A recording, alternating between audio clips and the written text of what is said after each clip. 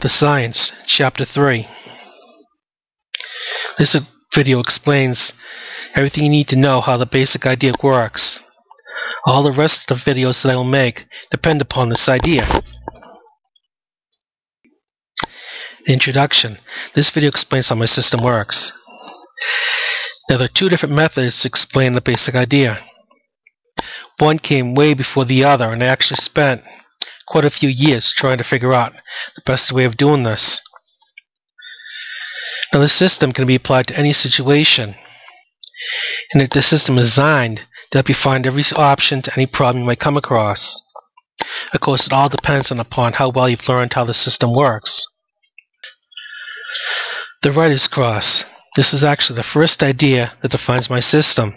Without this idea, the rest of my system probably wouldn't exist the way it does today. Quite a few years ago, I was learning how to write novels. I picked up a book called Fiction Now, and I believe it was from Barnes & Noble that I picked it up at, although any bookstore, I would imagine, would be able to get it for you. Now, they gave a number of different things necessary to write novels. The important one, though, is the basic idea for the story. That is, writing is all about creating confusion and problems for the characters. The characters then attempt to solve the problems. There are four different possibilities. The hero can win, the villain can win, they can stay in conflict, which obviously in this case the story just continues and continues, or they can compromise. In this case, they each give something up and they each gain something from it. And here's an illustration of the writer's cross. At the top, they both agree, so there's some kind of agreement between them. They can compromise. At the bottom is the conflict. It opposes the agreement. And then the hero can win. Opposing that, the villain can win. The logical cross. This is built off the previous idea of the writer's cross. This one, though, that follows a logic process. First, we create four possibilities. Now, to do this, we have to create definitions for each of the four possibilities. We have to create rules to govern how the cross is created. The first step, then, is to create a definition for the first object. The first step is definitions. The illustration, we see an object 1. There are 4 items, A through D. Each item is checked. In the explanation side, you see that objects contain a list of items that describe it. Normally, however, we only check the first couple of items on the list. Now you make sure again to notice that all items are checked and the object being examined. This is important for our previous demonstrations and illustrations that follow. Now, if you take a glass of water, for instance, it comes out of the tap and it's clear, we assume it's water. Most times we only check the first couple of items on the list and we assume the rest. Step 2. One part is to find an object that is opposite of the first object. An opposite object is an object in which everything remains unchecked. Step 2 for opposites. If you look at the illustration, you see that the first object, object 1, has all the items checked, A through D. In object 2, items A through D are left unchecked. And you notice that each object has the same items listed. It's just a matter of one being there and one not being there. Step 3. Between the two items, there must be a line that connects them. This line must show the relationship between the two objects. This line must represent an idea that is common between the two of them.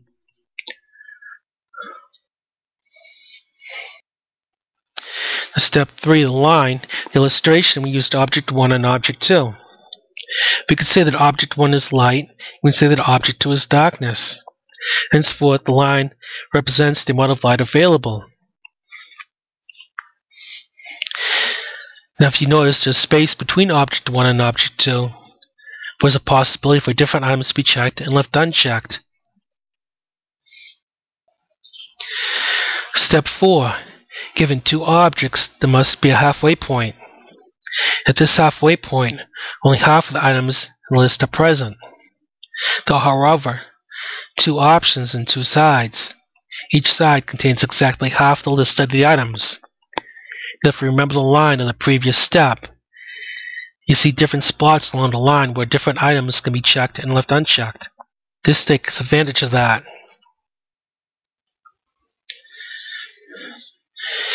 And here we go. Step 4, the third items, the third and fourth item actually. Object 3 and Object 4 are added here.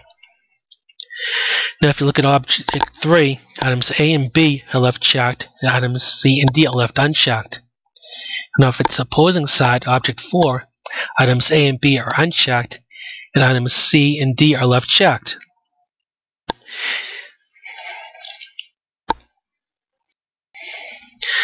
The fourth step.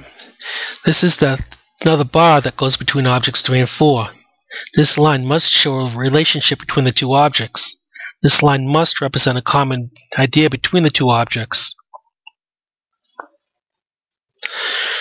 The fourth step, the cross. If you look at objects 3 and objects 4, you notice there is a line going between them.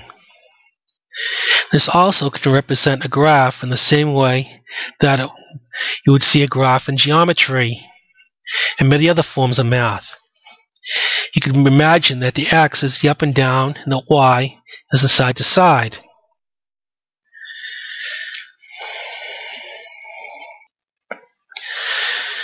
Example 1.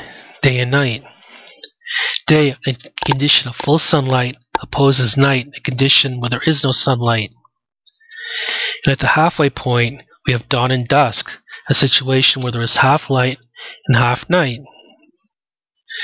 Dawn starts off the series with going from night to day, and dusk ends it, going from day to night. And you have both lines that oppose each other on each end of it.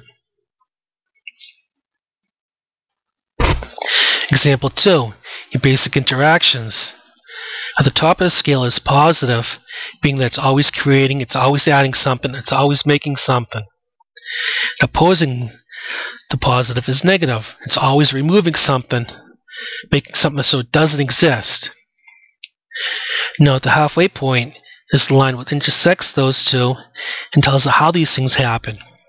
First you have order, which is random, it's predictable, you know it's going to happen, and when it happens, and why it happens. And opposing order is random. Things happen totally unpredictably, there is no rhyme, no reason, and you never know what's going to happen. Now looking at the cross, you can see that order could either be positive or negative, and random could either be positive or negative. I just did add those conditions into these little circles. The same could be said about positive and negative.